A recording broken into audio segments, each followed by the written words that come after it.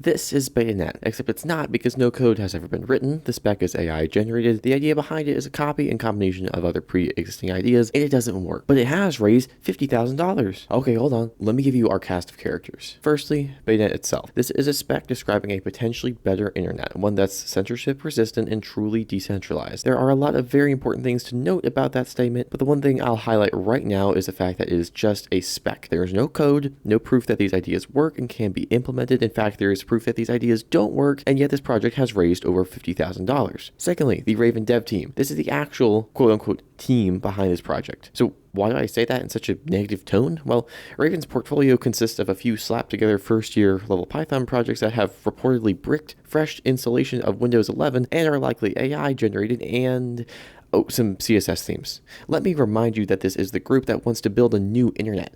Seems a little bit odd, doesn't it? Now, to clarify, there's nothing wrong with having projects like these. Everyone started there, I started there, but it's a little bit fishy to go from Python projects with Qtile to making a replacement of the entire internet. Oh, and they also rake in $320 a month on buymeacoffee.com, so take that as you will. And finally, this 17-year-old that goes by KO. He's a co-founder of the Raven dev team and the one that seems to be spearheading Betanet. Okay, anyways, what does Betanet attempt to actually do? Also, KO made a video explaining Betanet a few days ago, but a lot of what he says kind of goes against the spec and what other developers with much more experience say, so I'm going to trust that. But do keep in mind that Betanet is brand new, so maybe everything that I'm about to say will change. So with the recent AI verification requirements across YouTube and other major platforms, people are looking for a new internet, one that can't be censored. This is where Betanet comes in. The status and scope reads the following, quote, Betanet is a fully decentralized, censorship-resistant network intended to replace the public internet. End quote. More specifically, it intends to be a sort of drop-in replacement that can mask itself in each packet as a standard HTTPS packet. Now, this sounds great, but the spec has a multitude of holes in it, is wildly insecure according to multiple professionals, likely at least partially AI generated, is a mere summary of what would be required to implement something like Betanet across multiple platforms, not a spec per se. And according to multiple developers with much more experience than me, this spec describes a decentralized Tor network, not anything revolutionary, and that's not even half of it. We can take a look at some of the issues in the repository, some of which will likely be deleted by the time this video comes out due to the Raven team and or KO himself censoring valid questions about their censorship-resistant network. About half of them say that the spec is either AI generated or greatly flawed, or one just flat out asking if it's a crypto scam. More on that later. Now, I'm not going to act like I understand all this cryptography stuff, but there are numerous issues with the spec as it is, and again, the spec really isn't complete. Okay, so I'm sure you're asking, Oscar, why are you saying that the spec is AI generated? Well, firstly, it was detected to be by 2 out of 3 AI detectors, which isn't really proof in itself. The proof is, as my mother would say, in the pudding.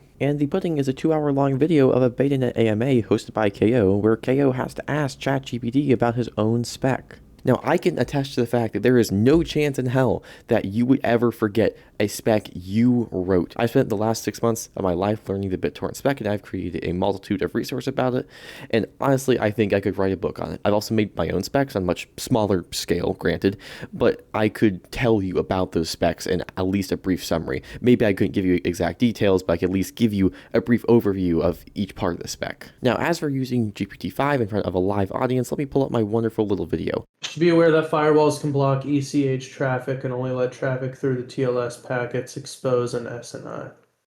Can Betanet get through that? That's a good question right there. That's a good question. Should I ask ChatGPT?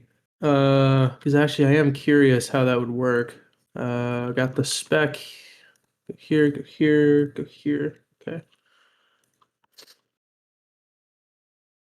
If a firewall outright blocked any ECH traffic and only allowed traffic through that exposed the SNI,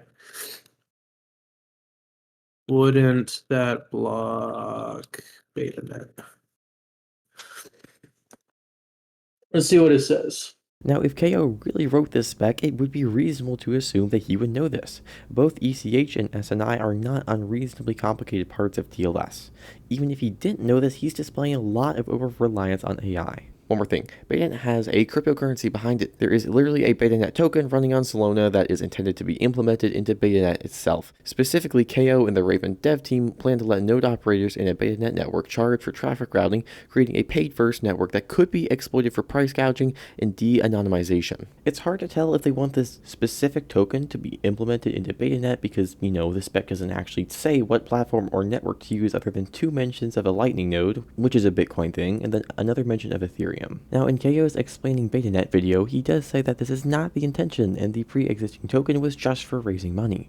But again, I trust the ideas of other much more seasoned developers and the fact that #Betanet is slathered across crypto Twitter. Now this brings us into the problems with the Raven dev team themselves. Again, Raven's portfolio consists of poorly written Python projects and some CSS themes, and they rake in $320 a month on buymeacoffee.com. Again, I want to clarify, there's nothing wrong with having these projects, and I'm glad that they're making money off of them. It's just really weird to go from this to Internet 2.0.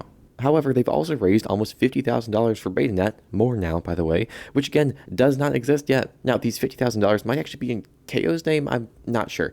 Either way, a software development team that has created nothing but Python projects has almost $50,000 to their name, or a 17-year-old does, neither of which I'm comfortable with. Raven also wants to establish themselves as an LLC, which in other words means they want to make money off of the software they're making. And what are these Python projects, you ask? Well, Raven's flagship piece of software is Talon, a tool that deploys Windows 11. But guess what? It's a Python script, and it's likely that it's AI generated, and it downloads a remote script to run on your machine when you run it. Now, why is this bad? Well, all the software does is remove bloat from Windows 11.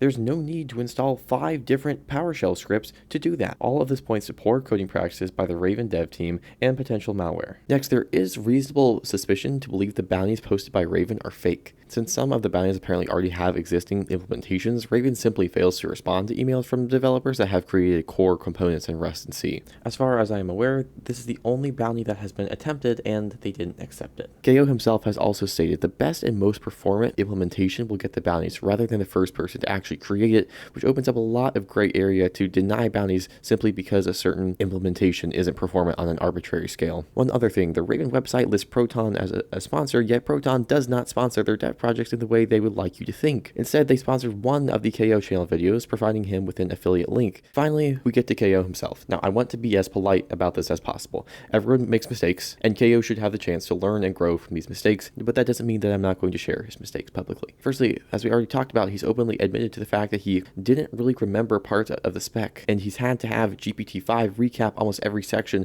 from the spec for him. Additionally, he refuses to respond to emails and messages from developers under the excuse that he is sick. However, during this time period, he still posted videos on Raven Dev Team's YouTube channel about Betanet. Anyways, he also goes on a fun little rant about how he doesn't care about your sexuality and that politics needs to stay out of Raven. I don't give a shit, okay? Like, respectfully, I don't give a f***. Nobody in this server gives a f***, okay? That's the simplest way I can put it. If you guys want me to rip the Band-Aid off and, like, skip to the meat and potatoes here, nobody gives a shit. I don't care if you like sucking or eating. I don't care. I really don't. I don't care if you're a guy, a dude, or whatever. I don't care if you're right, left, up, down, center. I don't give a shit. Now look, regardless of your political stance, this is an extremely inappropriate way to act, especially as a co-founder of a dev team and the leader of a protocol that promises to be Internet 2.0. And finally, as you also may have picked up on, KO constantly disregards feedback and critics, and this in itself is a recipe for disaster. Again, this section about KO isn't meant to be a personal attack, but do you really want someone like that spearheading Internet 2.0? No, you don't. Anyways, we've covered the fact that the Betanet spec is probably AI generated, and even if it isn't, it's pretty atrocious. And no code has actually been written yet, even though $50,000 has been raised. And Betanet still wants to implement a cryptocurrency in their censorship-resistant protocol. I'd like to end this by saying that no one is holding anything against Raven. I may not agree with how you write your Python, but that's up to you. What I find odd is going from these Python projects, which is seemingly all Raven has done up until now, to creating Betanet. Raven doesn't seem to accept criticism, and they've gotten a ridiculous amount of money for a spec. Anyways, I've done my very best to say the facts and nothing but the facts, and I've also done my best to denote my opinions as opinions. I did not intentionally slander anybody, and I added disclaimers to most things that I wasn't 100% confident on.